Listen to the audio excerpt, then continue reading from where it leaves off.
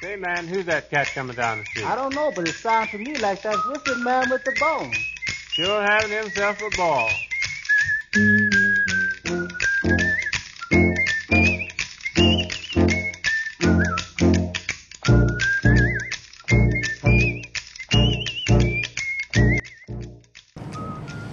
Well, my brother actually took over one of my father's stores back in 1952.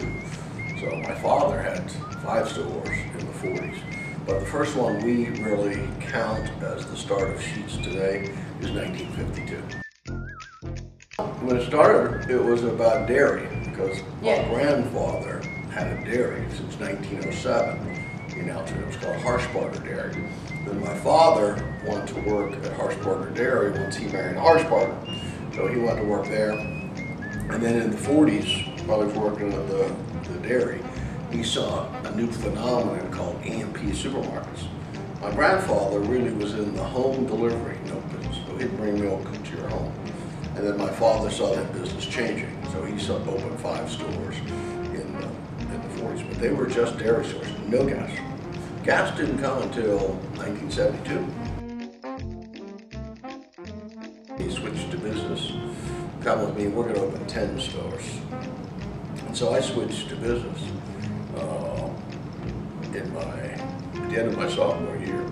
So I switched to business management. I came out, and sure enough, we opened 10 stores.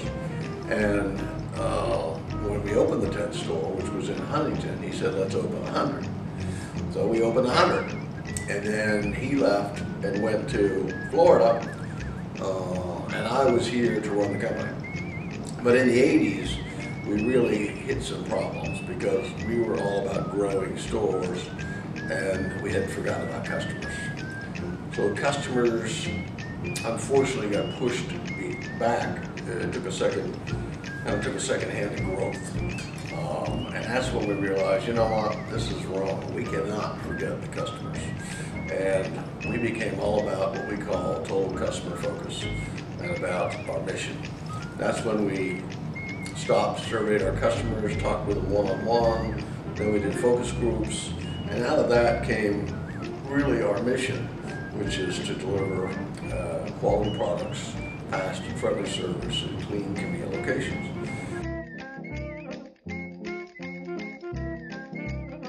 When I started, there were 8 people.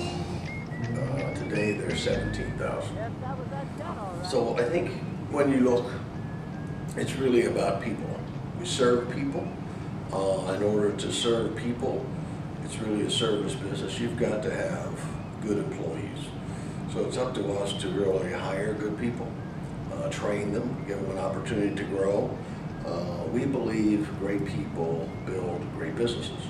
So it's up to us to really develop the people and the culture, and from there, they will grow the business. So I think probably development of people is probably, I think, the biggest accomplishment.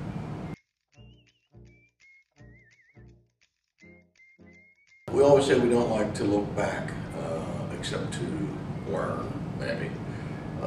So we don't like to spend a lot of time saying, what would I have done different? It's more what I've learned along the way. My brothers always said that I was ready, fire, aim, instead of ready, aim, fire, because I don't like to wait for a lot of research. I have a feel sometimes for a decision, and then it should be made now. And I get upset when we spend a couple of years trying to determine what's the right thing to do. I would rather make the decision, make the mistake, what's wrong, move on, I can fix it. But let's just keep the process moving. Almost everyone has heard of the advanced gas station Sheetz. Sheetz provides us with a good and fresh-made food, happiness, and a quick grab-and-go. As you can see, Sheetz affects our lives with their innovation of technology and their personal experiences. Also, the Sheetz ordering system makes it easier and more efficient to get food and move on with our busy lives. Sheetz uses a variety of different technological advancements to help their customers order quickly and efficiently. In our area, we are strongly influenced by Sheetz and the food they serve. The technology they use is designed to make customers be served the best they can be. Sheetz is a prime example of how STEM affects our everyday lives.